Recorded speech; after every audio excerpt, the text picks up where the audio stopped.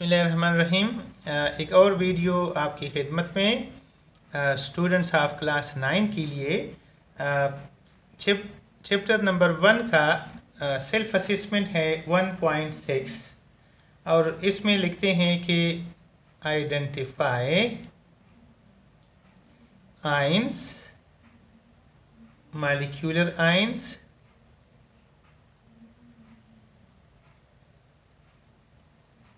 and free radicals from the following। इनमें से एक है Cn माइनस, दूसरा है Cn डॉट, तीसरा है हीलियम +2, तीसरा है नाइट्रोजन -3 जिसको नाइट्राइड कहते हैं, और अगला है CH4 +1 या प्लस। तो इसका सोल्यूशन क्या है? सबसे पहले हम बात करते हैं Cn नेगेटिव की। स्टूडेंट्स, इसको हम आयन कहेंगे। This is an ion. ये एक सिंपल आयन है क्योंकि इसके ऊपर माइनस का चार्ज है। तो जिस स्पीशीज के ऊपर प्लस चार्ज या माइनस चार्ज हो उसको हम आयन कहते हैं। इसलिए जो साइनाइड है दिस इज एन आयन। ये हमारा नंबर 1 हो जाएगा। Number 2 Cn dot. स्टूडेंट्स, इस डॉट का मतलब होता है एक अनपेयर्ड इलेक्ट्रॉन। डॉट से मुराद होता है अनपेयर्ड इलेक्ट्रॉन। तो जहाँ पर भी अनपेयर्ड इलेक्ट्रॉन होते हैं, जिस स्पीशीज के ऊपर, एटम के ऊपर या मॉलिक्यूल के ऊपर अगर अनपेयर्ड इलेक्ट्रॉन प्रेजेंट होता है उसको फ्री रेडिकल कहते हैं। इसलिए this is a free radical. ये एक फ्री रेडिकल होगा। एक दफ़ा फिर मैं रिपीट करता हूँ कि जहाँ कहीं डॉट नज़र आ जाए किसी भी स्पीशीज़ के ऊपर तो उसके लिए टर्म इस्तेमाल होता है फ्री रेडिकल। तीसरे नंबर पे जो यहाँ गिवन है C, that is He+2, helium +2। Helium के बारे में ये कहा जाता है कि ये मॉलिक्यूल है। जो भी चीज़ ऐसी हो जो फ्री एग्जिस्ट करती हो नेचर में, उसके लिए टर्म इस्तेमाल होता है मॉलिक्यूल। तो इस चूँकि ये इसको हम मॉलिक्यूल कहते हैं और इसके ऊपर एक चार्ज है +2 का, इसने 2 इलेक्ट्रॉन लूज़ किए हैं, इसलिए हम इसको कहेंगे मॉलिक्यूलर आयन। स्टूडेंट्स, ऐसे स्पीशीज़ को मॉलिक्यूलर आयन कहा जाता है जो कम्प्लीटली मॉलिक्यूल हो लेकिन उसने कहीं से इलेक्ट्रॉन गेन किए हों या उसने इलेक्ट्रॉन लूज़ किए हों, तो उसके ऊपर नेगेटिव चार्ज आया हो या पॉजिटिव चार्ज आया हो। ऐसी चीज़ों को कहते हैं molecular ions. Therefore He+2 is a molecular ion. Number 4 N-3, इसको हम नाइट्राइड कहते हैं। इसका नाम है नाइट्राइड और इसके ऊपर -3 का चार्ज है। अब नाइट्रोजन एक एटम है और जब कहीं से इसको 3 इलेक्ट्रॉन्स मिल जाते हैं तो इसके ऊपर -3 का चार्ज आता है। इसलिए हम कह सकते हैं कि दिस इज एन आयन। ये एक सिंपल आयन है। एटम के ऊपर अगर प्लस हो या माइनस चार्ज हो तो उसके लिए टर्म इस्तेमाल होता है आयन। फाइनल इसमें जो एग्जाम्पल है एग्जाम्पल वो है CH4+। अब हमें पता होना चाहिए कि CH4 जो है ये मीथेन गैस का फार्मूला है और ये एक मॉलिक्यूल है। क्योंकि मॉलिक्यूल के ऊपर एक पॉजिटिव चार्ज है क्योंकि इसने कहीं इलेक्ट्रॉन किसी को दिए हैं, इसीलिए हम कह सकते हैं कि दिस इज मॉलिक्यूलर आयन। ये एक मॉलिक्यूलर आयन इसको हम कहेंगे। रिमेंबर दैट अगर किसी मॉलिक्यूल के ऊपर प्लस चार्ज हो या माइनस चार्ज हो तो ऐसे मालिक्यूल को हम मालिक्यूलर आयन कहते हैं। स्टूडेंट्स, इस सेल्फ असेसमेंट में एक डायग्राम गिवन है, इसलिए मैं आपको बुक से दिखाना चाहता हूँ। इसका है कि observe the given figure and identify the diagrams that represents the following particles. Number 1, an element whose particles are atoms. यहाँ पर हमारे पास जो डायग्राम गिवन है उसमें A, B, C, D, E और F इसमें मुख्तलिफ स्पीशीज़ गिवन हैं। तो पहला जो हमारा सेक्शन A है उसमें कहते हैं कि show an element whose particles are atoms, यानी ऐसा डायग्राम इनमें से कौन सा होगा कि जिसमें ऐसा स्पीशीज़ दिखाया हो जो एटम भी हो और एलिमेंट भी हो। तो इसका आंसर जो है वो है एफ है। ये एफ हमारा एक ऐसा डायग्राम है कि जिसके अंदर हीलियम के पार्टिकल्स दिखाए गए हैं। ये एलिमेंट है और इसके जो पार्टिकल्स हैं वो एटम्स हैं। तो इसलिए हमारा जो पहला आंसर है वो है एफ। इसी तरह से an element whose particles are molecules, इनमें से आप ऐसा डायग्राम ढूंढें कि जिसमें एक एलिमेंट हो लेकिन उसके पार्टिकल्स मॉलिक्यूल्स हों। तो आपको ये समझना होगा कि एक एलिमेंट एक जैसे एटम से मिलकर बनता है।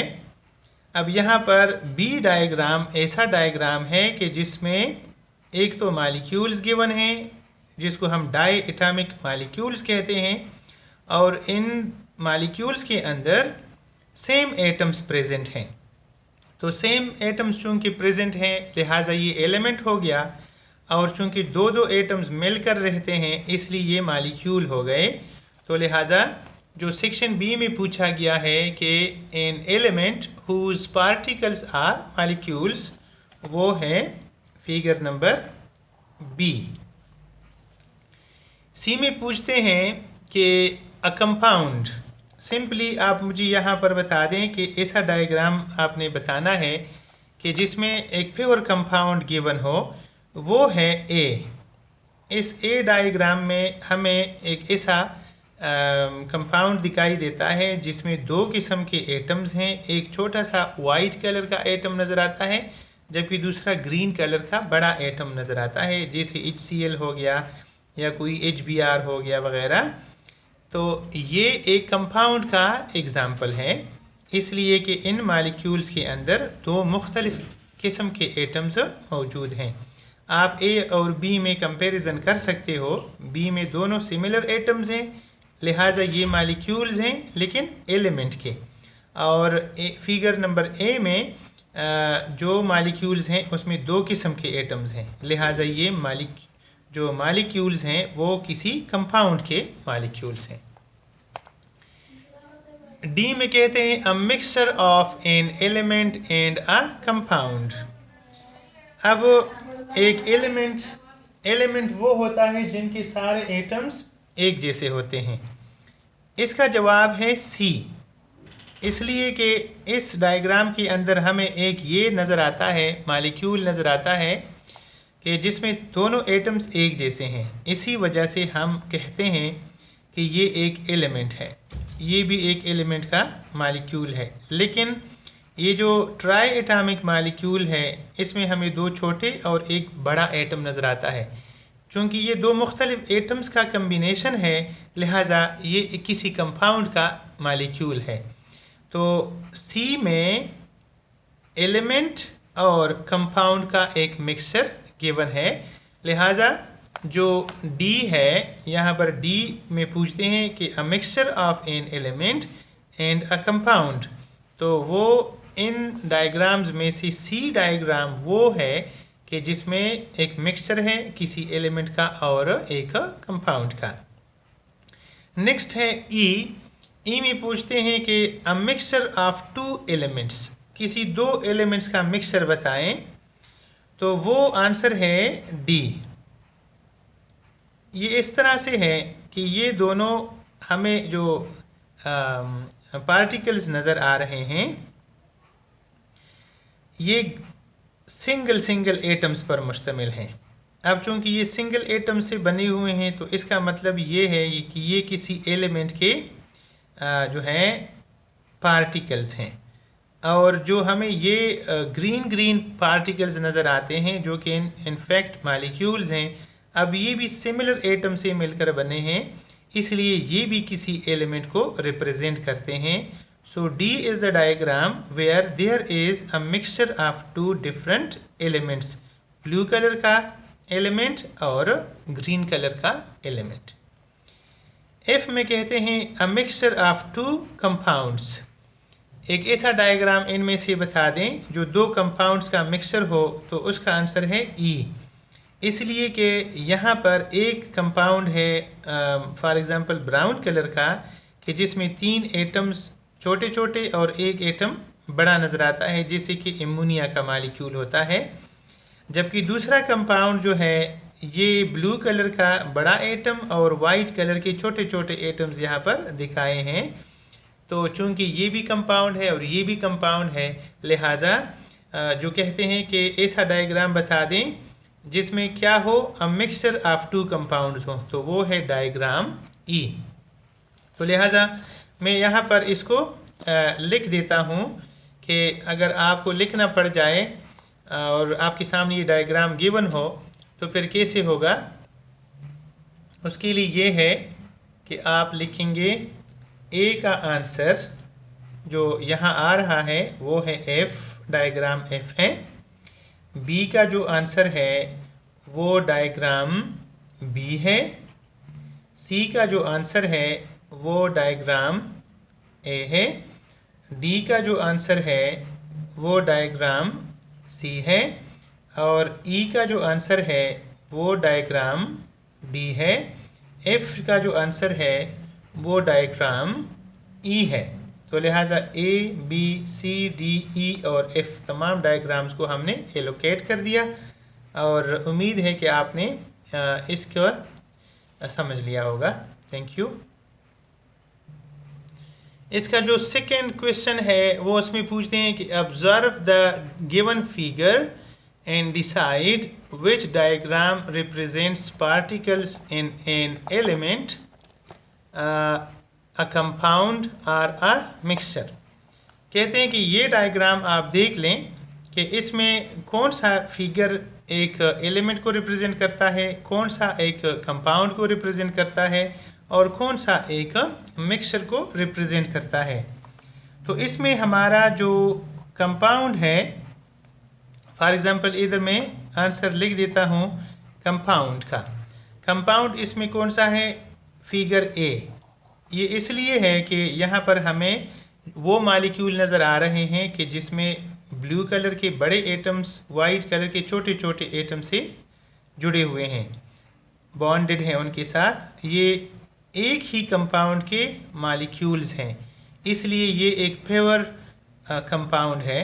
लिहाजा figure number A represents a compound. यहाँ पर हम यहाँ देखते हैं फॉर एग्जांपल सी में हमें एक जैसे मालिक्यूल्स नज़र आ रहे हैं। ये भी किसी एक ही कंपाउंड के मालिक्यूल्स हैं और यहाँ ऐसे लग रहा है जैसे H2O के मालिक्यूल्स हों, वाटर के मालिक्यूल्स हों। तो सी जो है ना, ये भी ऐसा डायग्राम है कि जिसमें एक कंपाउंड मौजूद है। एलिमेंट, ऐसा डायग्राम कि जिसमें एलिमेंट प्रेजेंट हो। तो हमें पता होना चाहिए कि एलिमेंट वो चीज़ है कि जो कि सेम एटम से मिलकर बना होता है। लिहाजा यहाँ पर जो डायग्राम नंबर बी है, इस डायग्राम में हमें नज़र आ रहे हैं एक ही तरह के छोटे छोटे ब्लू कलर के एटम्स। तो ये वो डायग्राम है कि जिसमें सिर्फ़ और सिर्फ एक किस्म का एलिमेंट मौजूद है। ये कंपाउंड इसलिए नहीं है क्योंकि ये सिंपल एटम से बना हुआ है। सिमिलरली हमारा जो नेक्स्ट डायग्राम है वो है एफ डायग्राम।